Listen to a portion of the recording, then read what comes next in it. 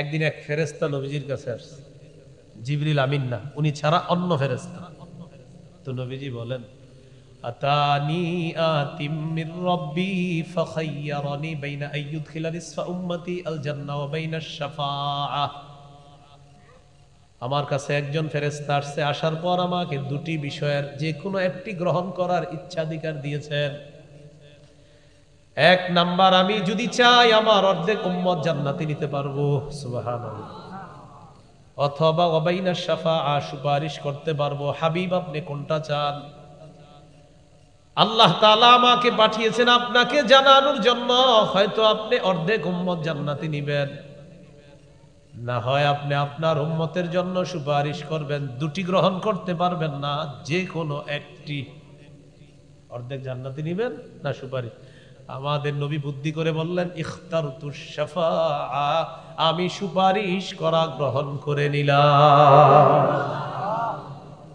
আমি সুপারিশ করব। অর্ধেক উম্মত নিলে তো শেষ, বাকিগুলার কি হবে? এজন্য আমি আল্লাহর কাছে সুপারিশ করব ততক্ষণ যতক্ষণ আমি পারবো, করতেই থাকবো সুপারিশ। সহিহ মুসলিমের বর্ণনা 386 নম্বর হাদিস। এই হাদিসে নবীজি বলেন, লিকুল্লি নাবিয়্যিন দাওয়াতুন মুস্তাজাবা ক্বাদ দাআ বিহা ফি উম্মতিহি ওয়া ক্বাদ খাবাতু দাওয়াতি শাফাআতান লিউম্মতি ইয়াউমাল কিয়ামা ওয়া ফি রিওয়ায়াতিন ইখতাবাতু দাওয়াতি শাফাআতান লিউম্মতি ইয়াউমাল কিয়ামা। সব নবীকে আল্লাহ স্পেশাল একটা দোয়া দিয়েছে, এই দোয়াটা নবী তার উম্মতের পক্ষে করেছে। আমাকেও আল্লাহ তাআলা একটা স্পেশাল দোয়া দিয়েছেন, আমি দুনিয়াতে এটা করি নাই।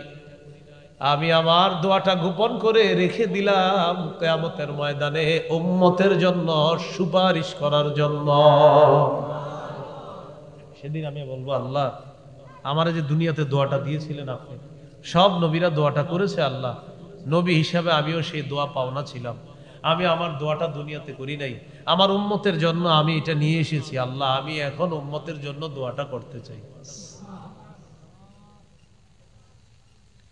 সূরাতুল বাকারা 255 নম্বর আয়াতে কারিমা তেলাওয়াত করেছি।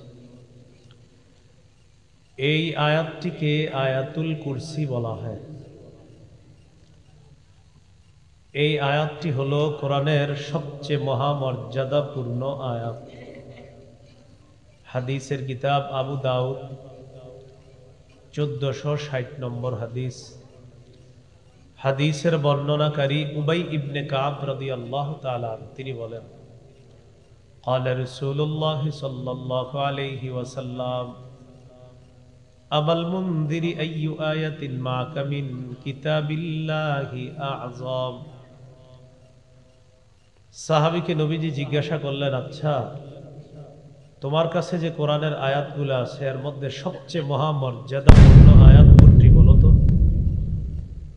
فقال قلت الله ورسوله أعلم। সাহাবী বললেন, বিষয়টি আল্লাহ এবং তার নবী ভালো জানেন। ثم قال رسول الله صلى الله عليه وسلم أي آية معك من كتاب الله أعظم। নবীজি আবার জিজ্ঞাসা করলেন, আচ্ছা তুমি একটু সাহস করে বলো না, তোমার কাছে কোন আয়াতটা সবচেয়ে মর্যাদাপূর্ণ মনে হয়? তো সাহাবী এবার সাহস করে বলে ফেললেন, আল্লাহু লা ইলাহা ইল্লা হুয়াল হাইয়ুল কাইয়্যুম। ইয়া রাসূলুল্লাহ, কোরআনের যতগুলো আয়াত আমার কাছে আছে, আমার কাছে মনে হয় কোরআনের সমস্ত আয়াতের মধ্যে আয়াতুল কুরসি হলো সবচেয়ে মহামর্যাদাপূর্ণ আয়াত। فضرب رسول الله صلى الله عليه وسلم في صدري ثم قال ليهن لك أبا المنذر العلم। নবীজি আমার বুক চাপড়ে দিলেন, আমাকে শাবাশ দিলেন, শাবাশ শাবাশ, তুমি সঠিক কথা বলছো। কোরআনের সবচেয়ে মহামর্যাদাপূর্ণ আয়াত আয়াতুল কুরসি তুমি যে বললা, আমি নবী তোমাকে শাবাশ দিয়ে তোমার সাথে একমত পোষণ করলাম।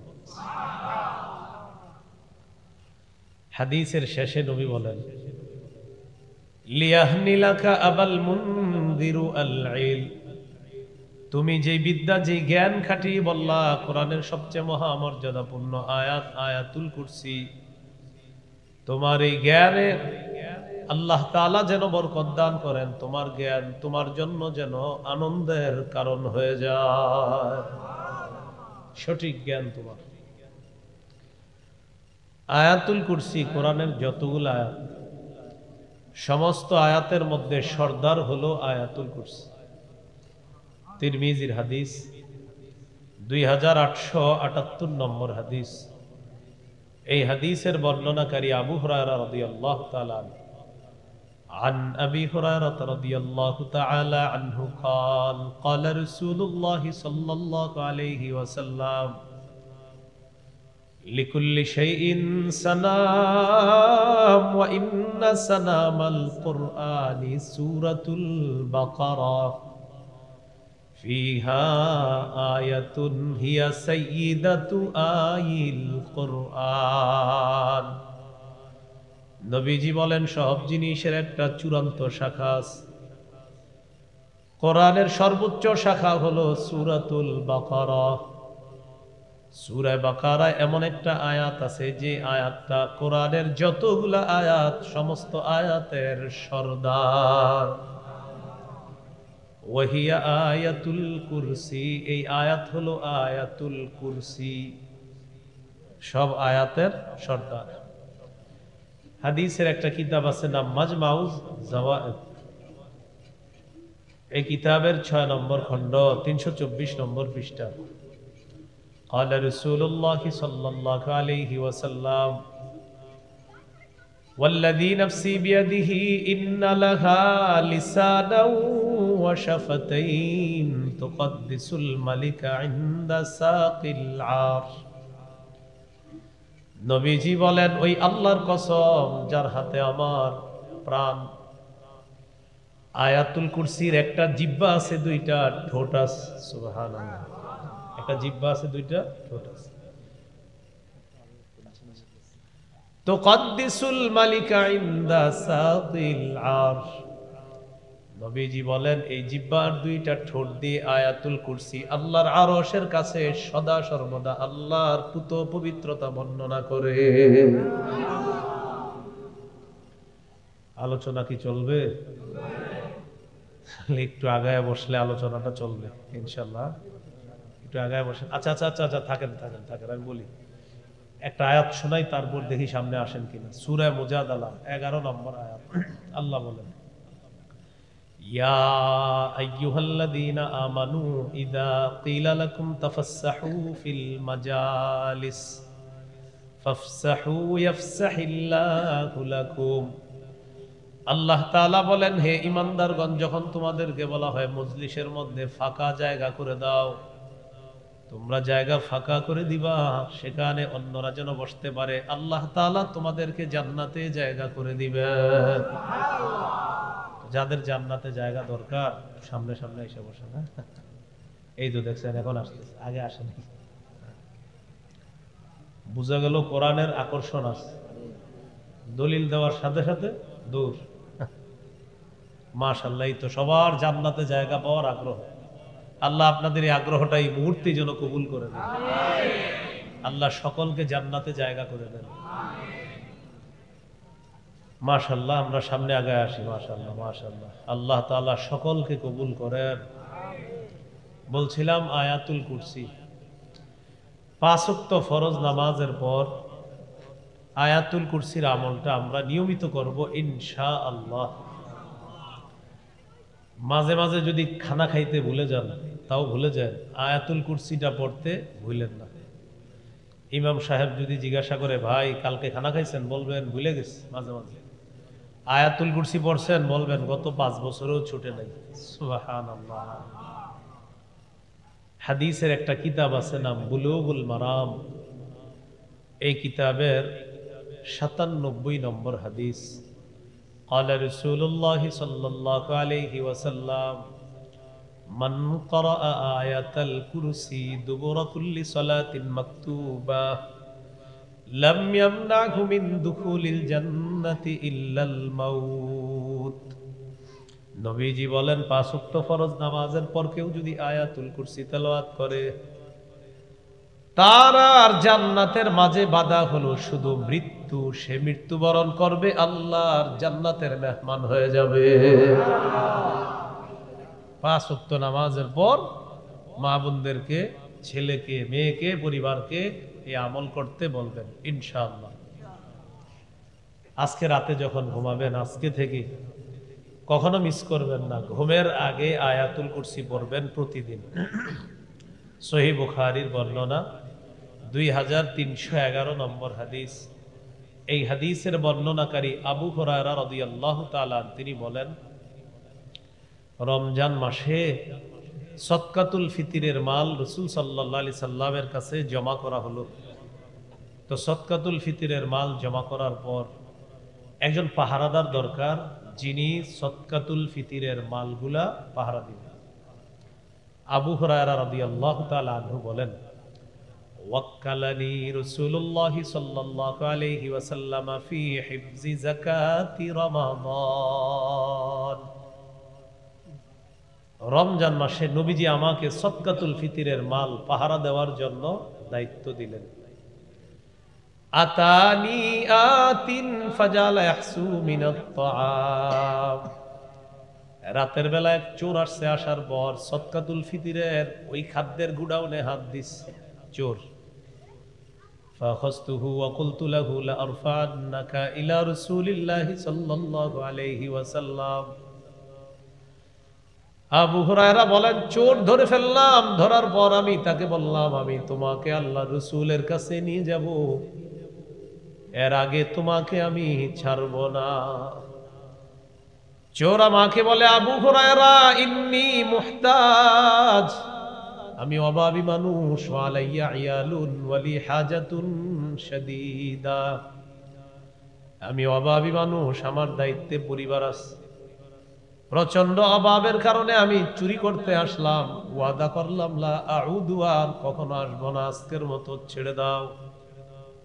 মায়া লাগছে, চোর ছেড়ে দিস।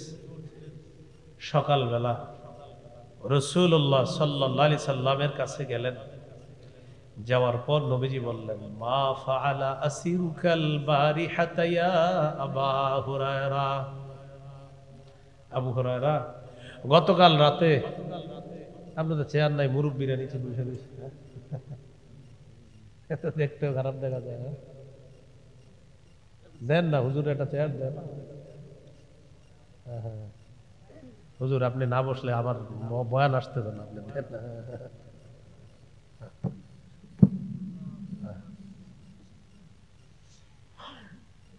আরাম করে বসুন। তো রাসূলুল্লাহ সাল্লাল্লাহু আলাইহি সাল্লাম সকালবেলা রাসূল সাল্লাল্লাহু আলাইহি সাল্লামের কাছে সাহাবী আবু হুরায়রা রাদিয়াল্লাহু তাআলা আনহু গেলেন। নবীজি বললেন, মা ফাআলা আসিরুকাল বারিহাতা ইয়া আবা হুরায়রা। আবু হুরায়রা, গত রাতে তোমার বন্দী তোমার সাথে কি আচরণ করছে, তোমার চোর তোমার সাথে কি আচরণ করছে। আবু হুরায়রা বলার আগেই নবী জিজ্ঞাসা করে ফেলছে। মুহাদ্দিসিনে কেরাম লেখেন, আবু হুরায়রা রাদিয়াল্লাহু তাআলা আনহু কিছু বলার আগেই আল্লাহ ওহীর মাধ্যমে গত রাতের ব্যাপারটা নবীজিকে জানায় দিয়েছে। সাহাবী অবাক, নবীজি জানলো কিভাবে? আবু হুরায়রা রাদিয়াল্লাহু তাআলা আনহু জবাব দিলেন, শাকা ইলাইয়া হাজাতান শাদীদাতান ওয়া ইয়ালা। চোর আমার কাছে অভাব অনটন পেশ করছে, অভিযোগ পেশ করেছে। চোরের দায়িত্বে তার পরিবার আছে, চোরের প্রচন্ড অভাব, এই কারণে চুরি করতে আসছে। ফারাহিমতুহু ফাখাল্লাইতু সাবিলা। ইয়া রাসূলুল্লাহ, আমার মায়া লাগছে তাই চোর আমি ছেড়ে দিলাম। হুজুর আমার মায়া লাগছে, বেচারার পরিবার আছে। فقال رسول الله صلى الله عليه وسلم قد كذبك وإنه سيعود। আবু হুরায়রা, চোর তোমাকে মিথ্যা কথা বলছে, সে আবার আসবে, চোর আবার আসবে। فعرفت أنه سيعود لقول النبي صلى الله عليه وسلم إنه سيعود। দেয়। আবু হুরায়রা রাদিয়াল্লাহু তাআলা আনহু বলেন, আমি নিশ্চিত হয়ে গেলাম চোর আবার আসবে, কারণ নবী বলছে এর মানে কোনো সন্দেহ নাই চোর আসবে। হাদিসে আসছে, আবু হুরায়রা বলেন, ফারাসাতুহু ফিল লাইলাতিস সানিয়া, দ্বিতীয় রাতে আমি ওত পেতে আছি, আয় আয় তুই খালি আয়। হ্যাঁ, ওত পাতা বুঝেন না? আয়। আপনারা মাছ টাছ ধরেন কিভাবে থাকেন, আবু হুরায়রা এইভাবে আছে, হ্যাঁ আসো চোর সাহেব তুমি আসো, নবী বলছে তুমি আসবা, 8 বাজে শিওর, আসা মাত্র আমি ধরবো, অপেক্ষা আছে। চোর আইসা গেছে রাতে, আসার পর গুদামে হাত দিস সদকাতুল ফিতরের। আবু হুরায়রা রাদিয়াল্লাহু তাআলা সাথে সাথে হাত ধরে ফেলছে আর বলতেছে, আজকে এটা সেটা বইলা লাভ নাই, লা আরফা'আন্নাকা ইলা রাসূলিল্লাহি সাল্লাল্লাহু আলাইহি ওয়াসাল্লাম, আমি তোমাকে আল্লাহ নবীর কাছে নিয়ে যাব, আজকে আর কোনো ছাড়াছাড়ি নাই। চোর বলতেছে, আবু হুরায়রা ওয়াদা করেছিলাম গতকালকে, আমি ওয়াদা করেছিলাম আর আসবো না, কিন্তু বুঝতে পারতেছ ওয়াদা কেন ভঙ্গ করলাম, আসলে আমার অভাবটা অনেক বেশি। অভিনয় কি সুন্দর আজকে, পরিবারের দায়িত্ব, পরিবারের বোঝা, এই কারণে আমি গতকাল ওয়াদা করার পরেও ওয়াদা খেলাফ করে আজকে আসছি, কারণ কালকেও কিছু নিতে পারি নাই, তাই আজকে আসছি আবার। আজকের অভিনয় কালকে থেকে সুন্দর হয়েছে। তো আবু হুরায়রা মনে করলেন আসলে বেচারা অনেক সমস্যা আছে, ছেড়ে দিছে আজকে, যাক ঠিক আছে। পরের দিন নবীজির সাথে সাক্ষাৎ, নবীজি বললেন, আবু হুরায়রা মা ফাআলা আসীরুকাল বারিহা, তোমার বন্দির খবর কি, কালকে আবার কি অভিনয় করছো বলো। আবু হুরায়রা রাদিয়াল্লাহু তাআলা আনহু বললেন, ইয়া রাসূলুল্লাহ, গত রাতেও বলছে তার অনেক সমস্যা, অনেক অভাব অনটন, আমার মায়া লাগছে, এই কারণে চোরকে আমি আবার ছেড়ে দিলাম। নবীজি বলেন, আবু হুরায়রা কদ কাযাবাকা ইন্নাহু সাউদ, সে মিথ্যা কথা বলছে, সে আবার আসবে, সে কালকেও তোমাকে মিথ্যা বলছো, আবার আসবে। তৃতীয় রাত আবু হুরায়রা পুরো প্রস্তুত যে ভাই তুই আজকে যা বলবি, আজকে আর ছাড়া, আমি তোমার আজকে ধর্মই নবীজির কাছে নিব, আইসা তুমি বলবা পরিবারের এই সমস্যা ওই সমস্যা, কাজ হবে না, আজকে পুরা প্রতিজ্ঞা। তৃতীয় রাত অপেক্ষা আছে, চোর সাহেব এসে গেছে। আবু হুরায়রা রাদিয়াল্লাহু তাআলা ধরার সাথে সাথে বলতেছে, ওই এগুলা টেগুলা কিছু বইলো না, আমি তোমাকে নবীজির কাছে নিয়ে যাব। চোর বুঝতে পারছে আজকে আমাকে আর ছাড়বে না। চোর এবার কৌশল পাল্টাইছে। আবু হুরায়রা, দানি উআল্লিমকা কালিমাত, আবু হুরায়রা তোমাকে একটা অফার করি, তুমি যদি আমাকে ছেড়ে দাও আমি তোমাকে কিছু বিদ্যা শিখিয়ে দেবো, যে বিদ্যা তোমার অনেক কাজে আসবে। কি শিখিয়ে দিবে? সাহাবায়ে কেরামের বিদ্যার প্রতি খুব আগ্রহ, আবু হুরায়রা দুর্বল হয়ে গেছে। বিদ্যা শিখাইবা, এটা তো ছাড়া যায় না। সাহাবীরা বিদ্যার প্রতি আগ্রহ এই হাদিসের শেষে আছে বুখারী, আর আবু হুরায়রার আগ্রহ যে আছে এটা নবীজিও হাদিসে বলছে। সহিহ বুখারীর 99 নম্বর হাদিসে আছে, আবু হুরায়রা রাদিয়াল্লাহু তাআলা আনহু নবীজিরে প্রশ্ন করেছিলেন, মান আসআদুন নাস বিশাফাআতিকা ইয়াউমাল কিয়ামাতি ইয়া রাসূলুল্লাহ, হুজুর কিয়ামতের ময়দানে আপনার সুপারিশের মাধ্যমে সবচেয়ে সৌভাগ্যবান বান্দা কে হবে? নবীজি বললেন, আবু হুরায়রা তুমি যেই প্রশ্নটা আমাকে করলা, আমি জানতাম এই জাতীয় প্রশ্ন তোমার আগে কেউ করবে না। লিমা রাআইতু মিন হিরসিকা আলাল ইলম, তোমার এলেমের প্রতি যেই আগ্রহ, এই আগ্রহের কারণে আমি বুঝতে পারছি এই জাতীয় প্রশ্ন আমার আবু হুরায়রাই করতে পারে। যেহেতু প্রশ্নটা করেই ফেলছে, জবাব দিয়ে দিই। আসআদুন নাসি বিশাফাআতি ইয়াউমাল কিয়ামাতি মান ক্বালা লা ইলাহা ইল্লাল্লাহ খালিসাম মিন কিবালি নাফসি, কেউ যদি দিল থেকে বলে লা ইলাহা ইল্লাল্লাহ, এই বিশ্বাস নিয়ে যদি মারা যায়, কিয়ামতের ময়দানে এই মানুষটি আমার সুপারিশের মাধ্যমে সবচেয়ে সৌভাগ্যবান বান্দা হয়ে যাবে। তার যে এলেমের প্রতি আগ্রহ, এটা নবীও বলছে। শুরুর দিকে ওনার কিন্তু বেশি মেধা ছিল না, কার? আবু হুরায়রা রাদিয়াল্লাহু তাআলা। ইসলাম গ্রহণ করার পর নবীজিরে পেয়েছে মাত্র 3 বছরের কম বেশি, কিন্তু আল্লাহ তাআলা নবীজির সান্নিধ্যে তাকে এতটা কাছাকাছি থাকতে দিয়েছেন, 5000-এর বেশি হাদিস বর্ণনা করছে। ওই যুগেই সাহাবায়ে কেরাম জিজ্ঞাসা করছে, আবু হুরায়রা তুমি এত হাদিস বলো কিভাবে, বলো তো একটু। আবু হুরায়রা বললেন, তোমরা কেউ যাও মাঠে, কেউ যাও ঘাটে, কেউ ব্যবসায়, আর আমি আলা মিল ইবাতনি, পেটে ভাতে নবীর কাছে আমি পড়ে থাকি। খানা পাইলে খাই, না পাইলে খাই না, কিন্তু নবীর সঙ্গ আমি ত্যাগ করি না। সহিহ মুসলিমের বর্ণনা। তাই আল্লাহ তাআলা নবীর কথাগুলো আমার জবান দিয়ে এত বেশি বের করছে। তো মেধা বেশি ছিল না। বুখারীর 119 নম্বর হাদিস মনে রাখেন, কিন্তু কই আছি আমরা? 3 নাম্বার রাতে চোর ওখানে নিয়ে যায় না বরাবর। মসজিদের মধ্যে বসা আবু হুরায়রা, বুখারীর 119 নম্বর হাদিস। নবীজি আসছে, কি আবু হুরায়রা? হুজুর আমার মন খারাপ। কেন? সামিআতু মিনকা হাদিসান কাসীরান ফাআনসা। হুজুর আপনার কাছ থেকে অনেক হাদিস শুনি, কিন্তু আমি ভুলে যাই খালি। নবীজি বললেন, উবসুত রিদাআকা, তোমার চাদরটা বিছাও, চাদরটা মেলে ধরো। ফাবাসাতুহু, চাদর মেলে ধরলাম। ফাগরাফা বিয়াদাই, আল্লাহ নবী 2 হাত দিয়ে চাদরে কি যেন ঢাললেন। হাতে কিন্তু কিছু নাই, আল্লাহ জানে কি দিস, সেটা আল্লাহ তাআলা জানে। নবীজি এভাবে ঢাললেন। এবার বললেন, চাদরটা পেঁচাও। পেঁচাইস। এবার নিজের সাথে এটা লাগাও। তা আবু হুরায়রা বলেন, ফাযামামতুহু, চাদরটা আমার সাথে লাগাইলাম। বুখারীতে আছে, বাইনা সতরাইনি, ছোট্ট করে লেখা, ইলা সদরি, আমার বুকের সাথে চাদরটা মিলাইলাম। ফামা নাসিতু শাইআন বা'দা, চাদর আমার বুকের সাথে মিলানোর পর আমি আমার জীবনে যা শুনি আর কখনো ভুলি না।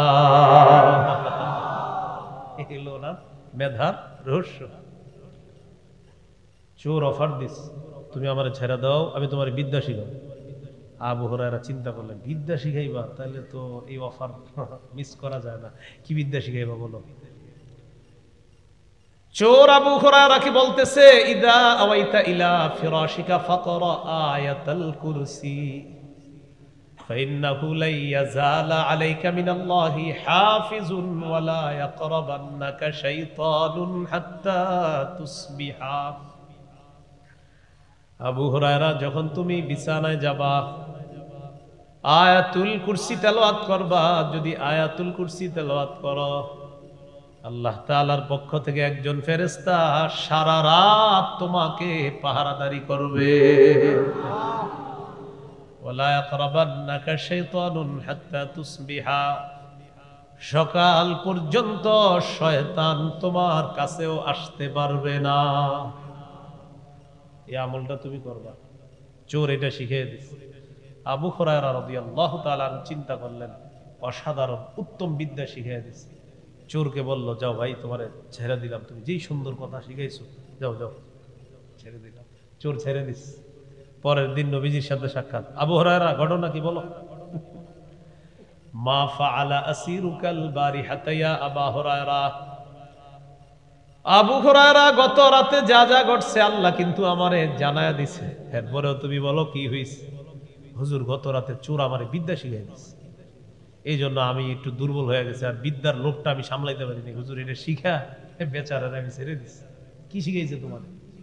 হুজুর আমারে বলছে, বিছানায় গিয়ে আয়াতুল কুরসি যদি পড়ি, সারা রাত একজন ফেরেশতা সকাল পর্যন্ত আমাকে পাহারাদারি করবে, সকাল পর্যন্ত শয়তান আমার কাছেও আসতে পারবে না। নবীজি বললেন, কদ সাদাকাকা, গত রাত চোর তোমাকে যে কথাটা বলছে সত্য কথা বলছে। ওয়া ইন্নাহু কাযুবুন, তবে এই চোর হলো দুনিয়ার সবচেয়ে বড় মিথ্যাবাদী। এই চোর দুনিয়ার সবচেয়ে বড়। কালকে চিপায় বইরা তোমারে সত্য কথা বলছে, কিন্তু ও মিথ্যাবাদী। আবু হুরায়রা, জানো তা'লামু মান তুখাতিবু মুনযু সালাসিলায়াল, গত 3 রাত তুমি কার সাথে কথা বলছো? আবু হুরায়রা, তুমি জানোনি? যাকা শাইতান, 3 রাত তুমি যার সাথে কথা বলছো এ হলো শয়তান। কে প্রথম 2 রাত চোরের অভিনয় করে মিথ্যা কথা বলছে, তৃতীয় রাত অভিনয় করার পর চিন্তা করছে আজকে আর ছাড়বে না।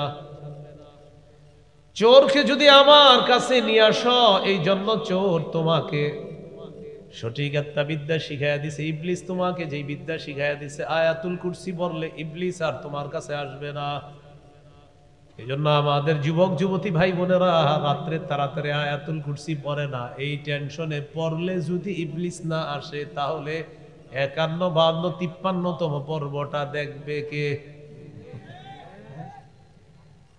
আয়াতুল কুরসি বললে ইবলিস আসবে না, আর ইবলিস না আসলে খোসাবে কে? আর না খোসাইলে টেলিভিশনটা ছাড়বে কে? এই জন্য চিন্তা করে না, আরেকটু পরে পড়ি, পইরা ফেললেই তো ইবলিস আসবে না।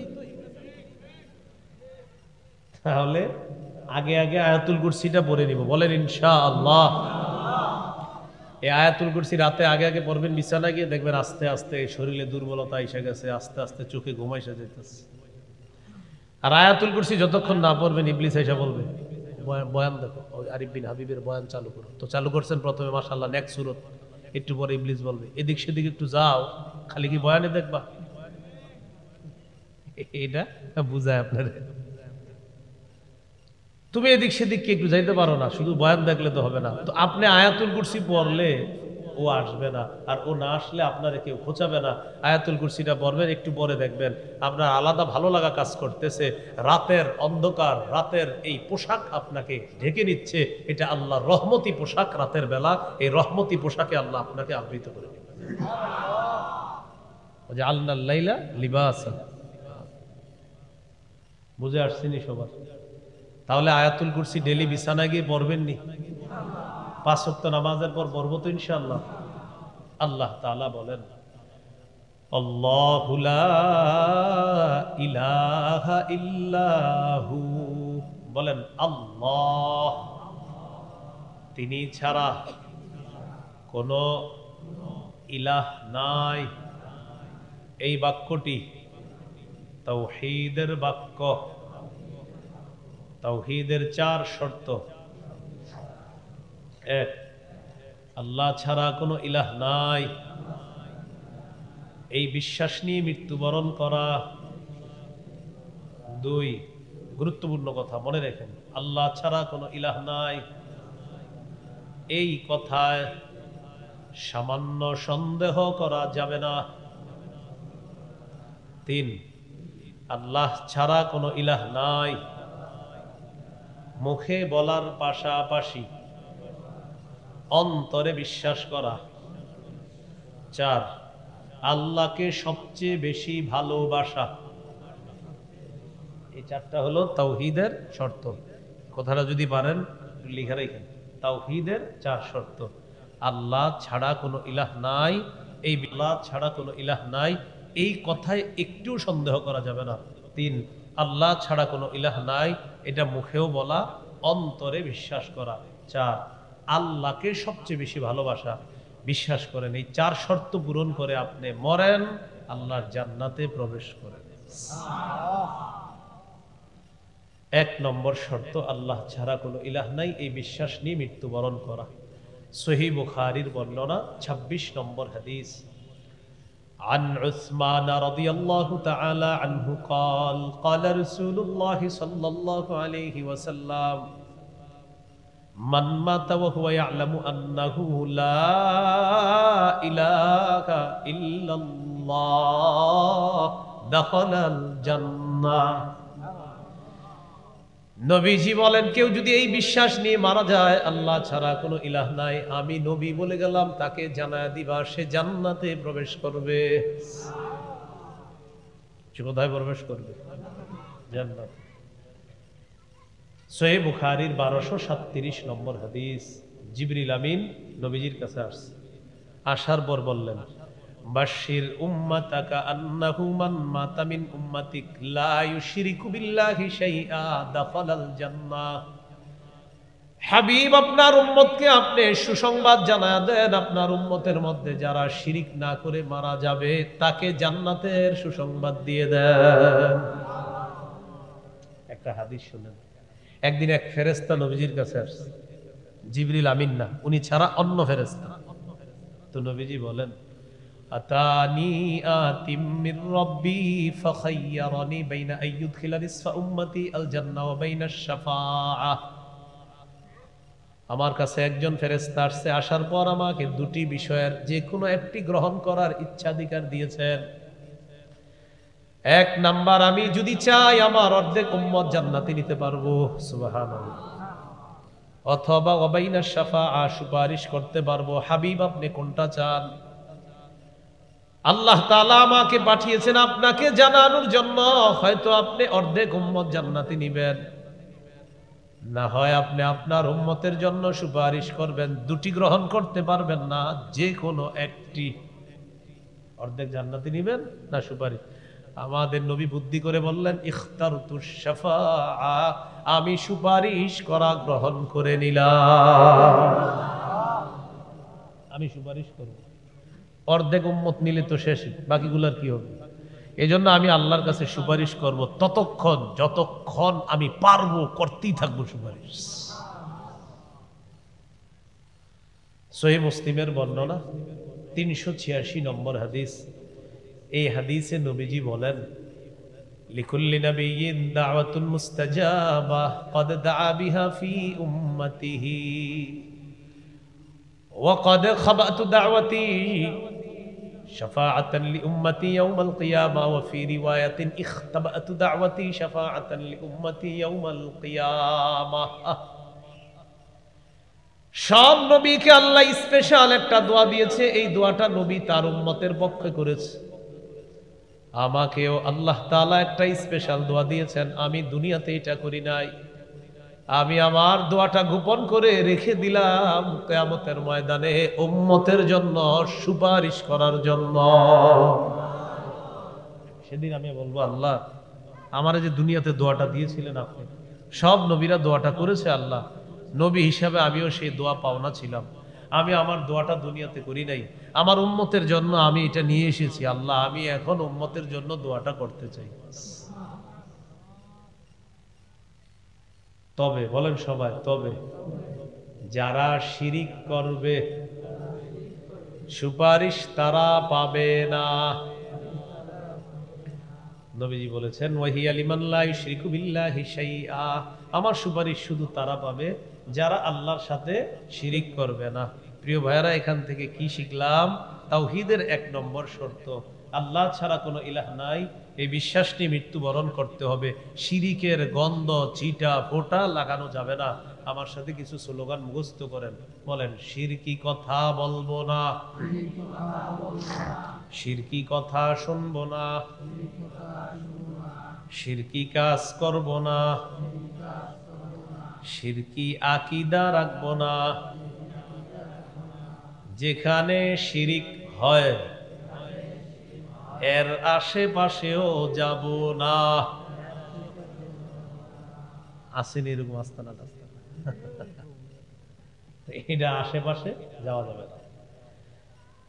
আপনাদেরকে একটা কথা বলে যাই মহব্বতের সাথে, শুধু একটা অপরাধ জীবনে করেন না, শিরিক করেন না। ইনশাল্লাহ যদি অপরাধের কারণে জাহান্নামে কিছুদিন থাকাও লাগে, শিরিক করেন নাই এই কারণে একদিন আল্লাহ জাহান্নাম থেকে বের করে জান্নাত দিয়ে দেন। এই জন্য এই অপরাধটার চিন্তাও করেন না। আল্লাহ আমাদের সকলকে আলেমদের সাথে থেকে শিরকি গন্ধযুক্ত এলাকা মজলিস থেকে বাঁচার তৌফিক দান করেন। তাওহীদের 2 নম্বর শর্ত, আল্লাহ ছাড়া কোনো ইলাহ নাই, এই কথায় সামান্য সন্দেহ করা যাবে না। সূরা হুজুরাতের 15 নম্বর আয়াতে আল্লাহ বলেন, ইন্নামাল মুমিনুনা আল্লাযীনা আমানু বিল্লাহ ওয়া রাসূলিহি সুম্মা লাম ইয়ারতাবু ওয়া জাহাদু বিআমওয়ালিহিম ওয়া আনফুসিহিম ফি সাবিলিল্লাহ। আল্লাহ তাআলা বলেন, প্রকৃত ঈমানদার হলো তারা যারা আল্লাহকে বিশ্বাস করে, রাসূলকে বিশ্বাস করে, একটুও সন্দেহ করে না। ওয়াজাহাদু বিআমওয়ালিহিম ওয়া আনফুসিহিম ফি সাবিলিল্লাহ, যারা জান মাল নিয়ে আল্লাহর রাস্তায় লড়াই করে, তিনটা বৈশিষ্ট্যর কথা বলা হয়েছে। আল্লাহকে বিশ্বাস করে, রসুলকে বিশ্বাস করে, সন্দেহ করে না, জানমাল নিয়ে আল্লাহর রাস্তায় লড়াই করে। আল্লাহ বলেন উলাইকা হুমুস সাদিকুন, আমি নবী তাদেরকে, আমি আল্লাহ তাআলা তাদেরকে কোরআনে খাঁটি সত্যবাদী বলে ঘোষণা করলাম। এরা খাঁটি সত্যবাদী। এখন আমি আপনাদেরকে জিজ্ঞাসা করতে চাই, আল্লাহকে বিশ্বাস করি, রসুলকেও বিশ্বাস করি, সন্দেহ করি না, ঠিক আছে তো? জিহাদ করতে চান কারা কারা? বৈশিষ্ট্য কয়টা বলছে? তিনটা। 3 নাম্বারটা হলো জিহাদ। 3 নাম্বারটা কি? এই যুগে আবার জিহাদের কথা শুনলে ইন্নালিল্লাহ কি কয়? ইন্নালিল্লাহ, এটা আবার কি? ইন্নালিল্লাহ বলা যাবে না। আপনাদেরকে একটা ব্যবসার কথা বলি, যে কথাটা আল্লাহ বলছে, বলবো? বলেন। 28 পারা 11 নম্বর পৃষ্ঠা, সূরাতুস সফফি 10-11 নম্বর আয়াত। আল্লাহ তাআলা কি বলে দেখেন, ইয়া আইয়ুহাল্লাযীনা আমানু হাল আদুল্লুকুম আলা তিজারাতিন তুনজিকুম মিন আযাবিন আলীম তুমিনুনা বিল্লাহি ওয়া রাসূলিহি ওয়া তুজাহিদুনা ফি সাবিলিল্লাহি বিআমওয়ালিকুম ওয়া আনফুসিকুম। আল্লাহ তাআলা বলেন, হে ঈমানদারগণ, আমি কি তোমাদেরকে এমন একটা ব্যবসার কথা বলে দিব, যেই ব্যবসা তোমাদেরকে জাহান্নামের যন্ত্রণাদায়ক আযাব থেকে মুক্তি দিয়ে জান্নাতি বানাবে? এমন একটা ব্যবসার কথা কি বলবো, যে ব্যবসা তুনজিকুম, তোমাদেরকে মুক্তি দিবে, মিন আযাবিন আলীম, যন্ত্রণাদায়ক আযাব থেকে।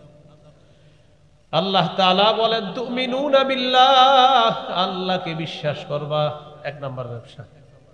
ওয়া রাসূলি, রাসূলকে বিশ্বাস করবা, 2। ওয়া তুজাহিদুনা ফি সাবিলিল্লাহি বিআমওয়ালিকুম ওয়া আনফুসিকুম, জানমাল নিয়ে আল্লাহর রাস্তায় লড়াই করবা। এটা এমন ব্যবসা, যেই ব্যবসা তোমাকে যন্ত্রণাদায়ক আযাব থেকে মুক্তি দিবে, জান্নাতের মেহমান বানায়া দিবে। জিহাদ, এটার নাম কি বলেন? জিহাদও করতে হবে। আমার সাথে এবার বলেন, ক্রেতা বিক্রেতা, দ্রব্য মূল্য, বাজার। আমার নাম আরিফ বিন হাবিব, আপনার নাম কি? তরিকুল ইসলাম। আমি বাজারে গেছি, উনি ব্যবসায়ী, বুঝলেন? তাহলে আমি বাজারে গিয়ে ওনার কাছ থেকে কিনবো, আমি ক্রেতা, উনি ব্যবসায়ী। কিনবো পানি, কি কিনবো? এটা দ্রব্য। এরপরে আমি তাকে কিছু দিব, পানি 15 টাকা, এটা হলো মূল্য। তাহলে বলেন, আমি ক্রেতা, তিনি বিক্রেতা, এটা হলো দ্রব্য, আর টাকাটা দিলাম, এটা হলো মূল্য। আর যে বাজারে গেছি, এটা তো বাজার। এবার আমার সাথে বলেন, ক্রেতা আল্লাহ, বিক্রেতা মুমিনগণ, দ্রব্য জান মাল, মূল্য আল্লাহর দেওয়া জান্নাত।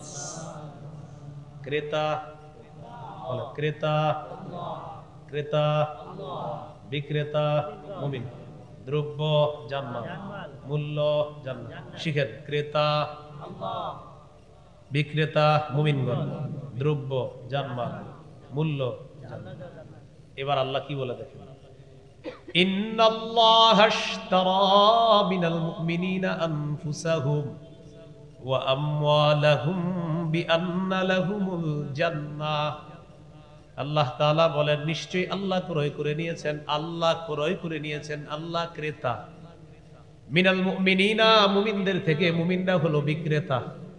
আনফুসাহুম ওয়া আমওয়ালাহুম, তাদের জানমাল, এটা হলো দ্রব্য। বিআন্না লাহুমুল জান্নাহ, বিনিময় হলো জান্নাত, এটা হলো মূল্য। সুবহানাল্লাহ, দেখছেন? আল্লাহ হলেন ক্রেতা, মুমিনগণ হলেন বিক্রেতা, দ্রব্য হলো জানমাল, বিআন্না লাহুমুল জান্নাহ, মূল্য হলো জান্নাত। 4টা হলো, আরেকটা বাকি আছে, বাজার। কি বাকি?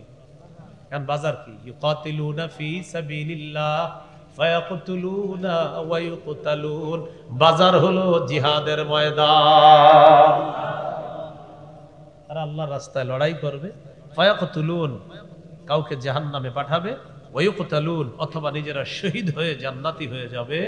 এই হলো বাজার। ক্রেতা আল্লাহ, বিক্রেতা আমরা, দ্রব্য জানমাল, মূল্য জান্নাত, বাজার জিহাদের ময়দান। মনে থাকবেনি কথাগুলো। তাওহীদের কয় শর্ত দেখি মনে আসেনি? 2 নাম্বার, আল্লাহকে বিশ্বাস করা, রসুলকে বিশ্বাস করা, সন্দেহ করা যাবে না। এই বিশ্বাস নিয়ে মরতে যেন পারি, আল্লাহ তৌফিক দান করেন। 3 নম্বর শর্ত কি সেখানে?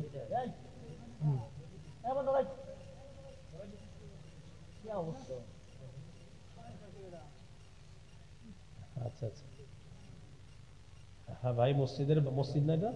এ ভাই, মসজিদের বাণী নষ্ট করেন না, আল্লাহর কাছে হিসাব দিতে হবে তো। 3 নাম্বার শর্ত, লা ইলাহা ইল্লাল্লাহ, আল্লাহ ছাড়া কোনো ইলাহ নাই, এটা মুখেও বলা, অন্তরে বিশ্বাস করা। সূরাতুল ফাতহি 11 নম্বর আয়াতে আল্লাহ বলেন, ইয়াকুলুনা বিআলসিনাতিহিম মা লাইসা ফি কুলুবিহিম, তারা তাদের মুখ দিয়ে এমন কথা বলে যা তাদের অন্তরের কথা না। মুখে বলে আল্লাহ ছাড়া কোনো ইলাহ নাই, অন্তরে যদি হয় আর একটা তাওহীদের শর্ত পূরণ হবে না। মুখেও বলতে হবে আল্লাহ ছাড়া ইলাহ নাই, অন্তরেও বিশ্বাস করা। সহিহ বুখারীর বর্ণনা 44 নম্বর হাদিসে নবী বলেন, ইয়াখরুজু মিনান নার মান ক্বালা লা ইলাহা ইল্লাল্লাহ ওয়া ফি কলবিহি ওয়াজনু বুররাতিন মিন খায়র ওয়া ফি কলবিহি ওয়াজনু শাঈরাতিন মিন খায়র ওয়া ফি কলবিহি ওয়াজনু যাররাতিন মিন খায়র। নবী বলেন, কারো অন্তরের মধ্যে যদি গম পরিমাণ, জব পরিমাণ, সরিষার দানা পরিমাণ ঈমান থাকে, এই মানুষটাও একদিন জাহান্নাম থেকে বের হয়ে আল্লাহর জান্নাতের মেহমান হয়ে যাবে। অন্তরে বিশ্বাস করা। 4 নাম্বার, আল্লাহকে সবচেয়ে বেশি ভালোবাসা। বলেন, সাধারণত আমরা 8টা জিনিস বেশি ভালোবাসি। এই 8 জিনিসের চাইতেও আল্লাহকে, রসুলকে, জিহাদকে বেশি ভালোবাসতে হবে। কয় জিনিস বেশি ভালোবাসি? 8 জিনিস। সূরাতুত তাওবা 24 নম্বর আয়াত আল্লাহ বলেন, কুল ইন কানা আবাউকুম ওয়া আবনাউকুম ওয়া ইখওয়ানুকুম ওয়া আজওয়াজুকুম ওয়া আশিরাতুকুম ওয়া আমওয়ালুন ইকতারাফতুমুহা ওয়া তিজারাতুন তাখশাউনা কাসাদাহা ওয়া মাসাকিনু তারদাউনাহা আহাব্বা ইলাইকুম মিনাল্লাহি ওয়া রাসূলিহি ওয়া জিহাদিন ফি সাবিলিহি ফাতারাব্বাসু হাত্তা ইয়াতিয়াল্লাহু বিআমরিহি। আল্লাহ তাআলা বলেন, যদি তোমাদের মা বাবা, যদি তোমাদের সন্তান, যদি তোমাদের ভাই বোন, যদি তোমাদের বিবি, যদি তোমাদের পরিবার, যদি তোমাদের সম্পদ, যদি তোমাদের ব্যবসা, যদি তোমাদের প্রিয় বাসস্থান, এই 8টা আল্লাহ থেকে বেশি প্রিয় হয়, রসুলের চাইতে বেশি প্রিয় হয়, জিহাদের চাইতে বেশি প্রিয় হয়, অপেক্ষা করো আল্লাহ গজব নিয়ে আসা পর্যন্ত। নাউজুবিল্লাহ, গজব আনবে আল্লাহ। এই 8 জিনিস যদি আল্লাহর চেয়ে বেশি প্রিয় হয়, রসুলের চেয়ে বেশি প্রিয় হয়, জিহাদের চেয়ে বেশি প্রিয় হয়, গজবের অপেক্ষা করো। তাহলে কি শিখলাম? এই 8 জিনিসের চাইতে আল্লাহ বেশি প্রিয় হতে হবে, রসুল বেশি প্রিয় হতে হবে, জিহাদ বেশি প্রিয় হতে হবে। আমরা আল্লাহকে সবচেয়ে বেশি ভালোবেসে তাওহীদের স্বীকৃতি দিতে পারি, যেন আল্লাহ তৌফিক দান করেন। সহিহ বুখারীর বর্ণনা 16 নম্বর হাদিস, قال رسول الله صلى الله عليه وسلم ثلاث من كن فيه وجد حلاوة الإيمان। নবীজি বলেন, 3টা বৈশিষ্ট্য যার মধ্যে থাকবে, এই ব্যক্তি অন্তরের মধ্যে ঈমানের স্বাদ আস্বাদন করতে পারবে। 1 নাম্বার, আইয়াকুন আল্লাহু ওয়া রাসূলুহু আহাব্বা ইলাইহি মিম্মা সিওয়াহুমা। আল্লাহ, আল্লাহ রাসূল ছাড়া যা কিছু আছে সব কিছুর চাইতে আল্লাহকে আর রসুলকে বেশি ভালোবাসা। 2 নাম্বার, ওয়া আইয়ুহিব্বাল মারআ লা ইউহিব্বুহু ইল্লা লিল্লাহ, কোন মানুষকে আল্লাহর জন্য ভালোবাসা। 3 নাম্বার, ওয়া আইয়াকরাহা আইয়াউদা ফিল কুফরি কামা ইয়াকরাহু আইয়ুকযাফা ফিন নার, কুফরি করা তেমন অপছন্দ যেমন আগুনে পুড়ে যাওয়া অপছন্দ, যেমন কুফরি করাটাও তেমন অপছন্দ করা। কোটি কোটি টাকা আপনার সামনে রাখা হলো, ভাই তুমি আগুনে ঝাঁপ দাও, পুড়ে মারা যাও। আপনি বলবেন আপনার কি মাথা খারাপ? আগুনে পুড়ে যদি আমি মারা যাই তো আমি টাকা দিয়ে করবো কি? এবার আপনার সামনে কোটি কোটি টাকা রেখে বলা হলো ভাই তুমি কুফরি করো, আপনার জবাব হবে এমন, কোটি কোটি টাকার বিনিময়ে যেমন দুনিয়ার আগুনে পড়তে চাই না, কোটি টাকার বিনিময়ে কুফরি করে জাহান্নামের আগুনেও পড়তে চাই না। এরকম যদি আপনার মানসিকতা হয়, আল্লাহ আপনার অন্তরে ঈমানের স্বাদ তৈরি করে দিবেন। তাহলে সবচেয়ে বেশি আল্লাহকে ভালোবাসা, এই হলো তাওহীদের 4 শর্ত। আল্লাহ 4 শর্ত পূরণ করে যেন কবরে যেতে পারি, আল্লাহ তৌফিক দান করেন। এরপরে আল্লাহ বলেন আল হাইয়ুল কাইয়্যুম, যিনি চিরঞ্জীব, যিনি চির প্রতিষ্ঠিত। দেখেন চিরঞ্জীব মানে যাকে মৃত্যু স্পর্শ করে নাই, করতে পারে না, করবে না, তিনি হলেন আল্লাহ। সূরা আর রহমানের 26-27 নম্বর আয়াতে আল্লাহ বলেন কুল্লু মান আলাইহা ফানি ওয়া ইয়াবকা ওয়াজহু রাব্বিকা যুল জালালি ওয়াল ইকরাম। আল্লাহ তাআলা বলেন সব ধ্বংস হয়ে যাবে, একমাত্র তোমার মহামহিম রব, সম্মানের রব আল্লাহ বাকি থাকবে, আর সব ধ্বংস হয়ে যাবে। তাহলে বলেন তো যাকে মৃত্যু স্পর্শ করে না, করতে পারে না, করবে না, তিনি কে?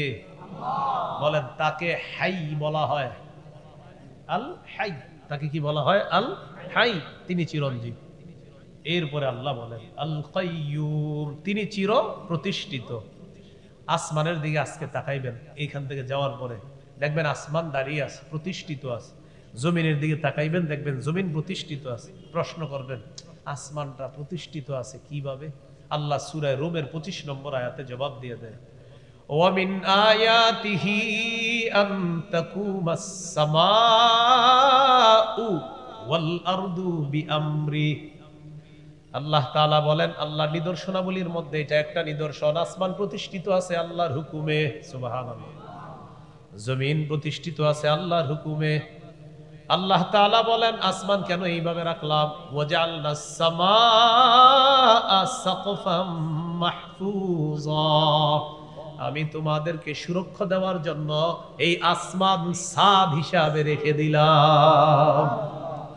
এবার জমিনের দিকে তাকাইবেন, হাঁটার সময় চিন্তা করবেন আমি তো সুন্দরভাবে হাঁটতেছি, জমিন আমাকে নিয়ে নড়ে না, চড়ে না, জমিনের নিচে পানি, আমি ভাসমান জমিনের উপর। উচিত ছিল ভাসমান জমির উপর এই পানির মধ্যে হেলতে থাকা, দুলতে থাকা। দেখেন আমরা সবাই স্থির বসা আছি, ঠিক না? দুলি না কেন, হেলি না কেন, কিন্তু আমরা তো পানির উপর। আল্লাহ তাআলা বলেন বুঝো না কেন, আমার হুকুমে জমিনটা দাঁড়ায় আছে। সুবহানাল্লাহ।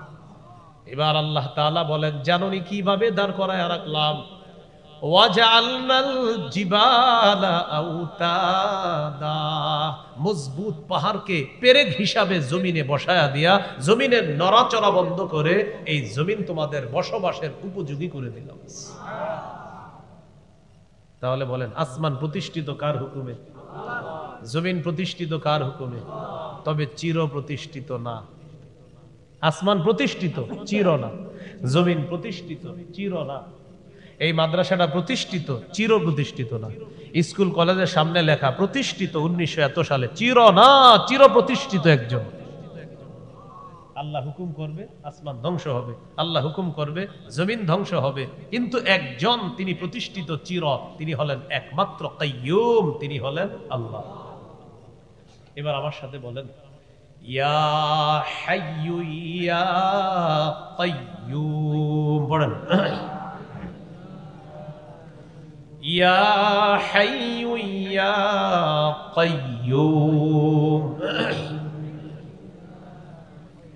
ইয়া হাইয়্যু ইয়া কাইয়্যুম।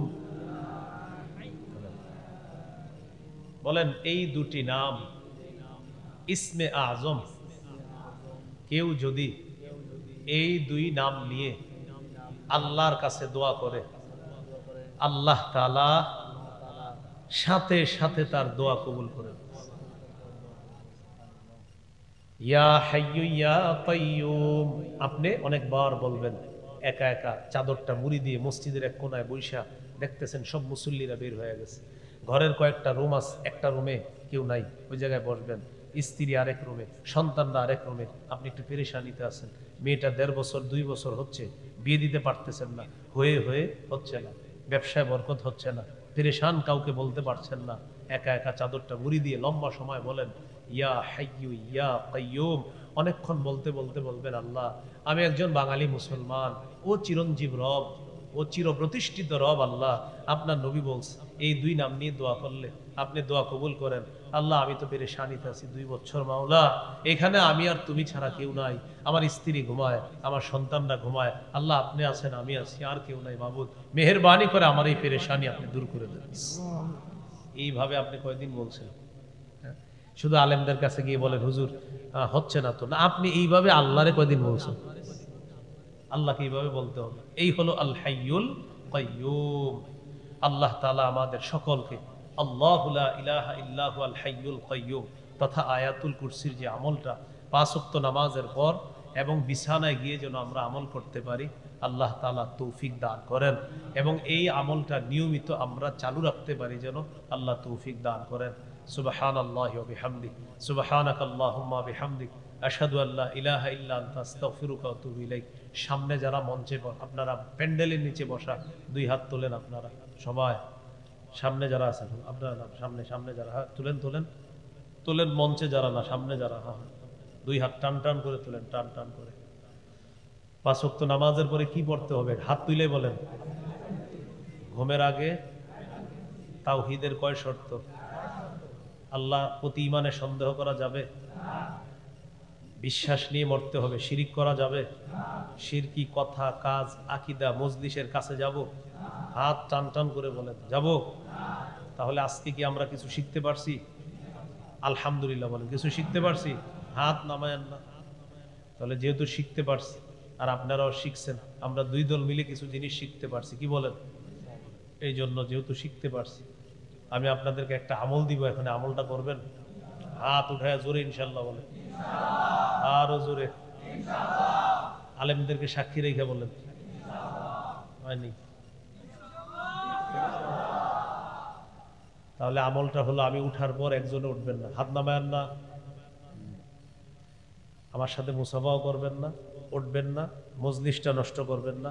আরেক আলোচক বসবে, উনি আলোচনা করার 20, 25, 30 মিনিট পরে চুপে চুপে যদি ওযু ইস্তেনজা লাগে আস্তে পিছন দিয়ে চলে যাবেন, আরেকজনে বলবেন না চল 2 জনে প্রস্রাব করে আসি, হের কি ধরছে আপনার কইছে? তো এরকম আপনি একা একা যাবেন, তাহলে এনারা হাতগুলা বাঁকা হয়ে যাচ্ছে অনেক, এইরকম টান টান রাখেন, আপনারা কেউ উঠবেন না, এই মজমাটা নষ্ট করবেন না। এবার একটা দোয়া করি, আল্লাহ যারা হাত উঠিয়ে রাখছে সবার সাথে আপনি আমাদের এই সকলকে আপনি জান্নাতে দেখা করায় দিন, এই শর্তে যে আমি উঠার পর কেউ উঠবে না। হ্যাঁ ইনশাআল্লাহ বলেন সবাই। আসসালামু আলাইকুম ওয়া রাহমাতুল্লাহ।